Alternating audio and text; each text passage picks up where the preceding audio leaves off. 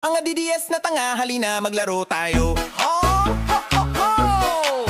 Mga DDS na tanga, halina maglaro tayo. Tanga-tangahan quiz show, sige sabay-sabay, oh! Sinong senador na palaging nakasimangot? Pekeng buhok, peke rin ang sagot. Hoy, hoy! Sino yun? Sino yun? Si Marco Langot, senador na bugok. Hoy, hoy! Kalangot, number 1, sinungaling na bugok. Ilawon, sinungaling na bugok. Hoy, hoy! Kalangot, number 1, sinungaling na bugok. Ilawon, sinungaling na bugok. Hoy, hoy!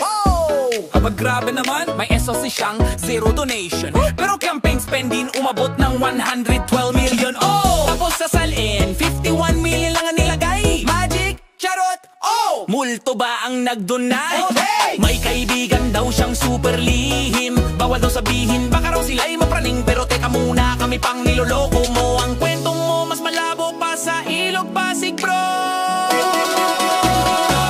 Buhok na mukhang dinikit ng rugby. Nakasimangot na warang wala ng Happy Meal sa Jollibee. Pag nagsasalita, kulang na lang may subtitles. Kasi ang katotohanan sa kanya limited edition style.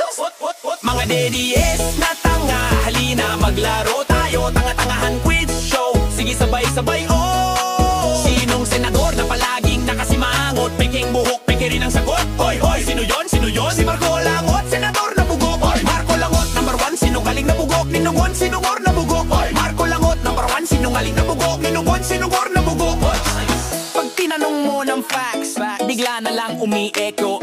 Kasi ganito. Pero di ako sure ha, pero siguro.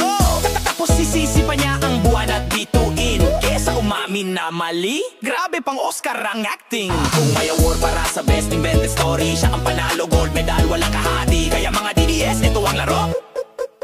Kung sinong maniwala sa kanya, talong-talo kayo, bro.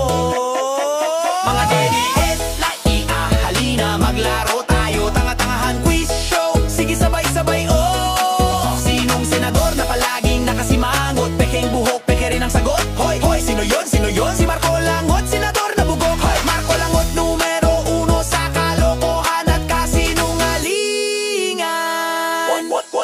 Mga DDS